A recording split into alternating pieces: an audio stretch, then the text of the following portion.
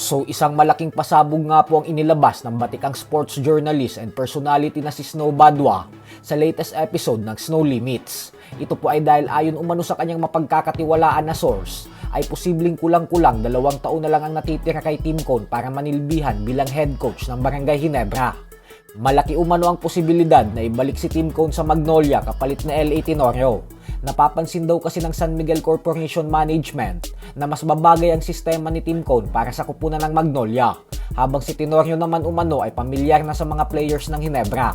Sobrang lihitimo po ng source ni Snow Badwa dahil ayon sa kanya ay parehong source daw na ito ay ang siyang nagbunyag rin sa kanila dati ng paglipat ni Tim Cone sa Magnolia galing sa Alaska at from Magnolia to Ginebra. Pati na rin umano ang pagbigay ng pahiwatig na si Tenorio na ang maninilbihang head coach ng Magnolia.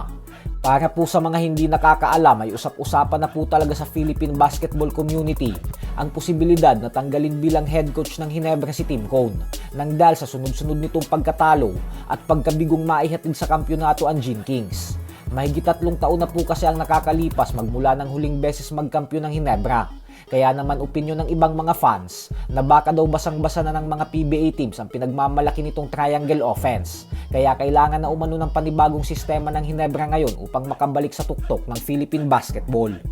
Sa kabilang banda naman mga idol ay malaking pasabog din nga po ang inilabas kahapon lamang ng Malaya Business Insight sports writer na si Michael Angelo Hugado.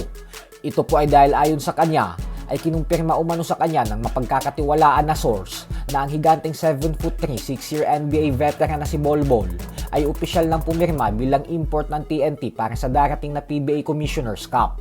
Hindi pa po naglalabas ng official announcement and statement ang TNT management patungkol dito. Pero kung sakali man nga po na si Bol na talaga ang kanilang import, ay paniguradong mas lalakas ang kupunan ng TNT sa next conference. Hindi rin malabo na makabawi na sila sa San Miguel Beermen at tuluyan ng maging kampyon. Pero syempre magdedepende din po yan sa mga imports na kukunin ng ibang PBA teams. Ganun pa man ay ang kinagandahan naman nito ay dahil mas madaming fans ang magiging interesado manood ng mga PBA games ng dahil kay Bol at ng guest team na Macau Black Bears. Kaya kaabang-abang din po talaga ang Commissioner's Cup. So hanggang dito na lang po muna tayo mga idol.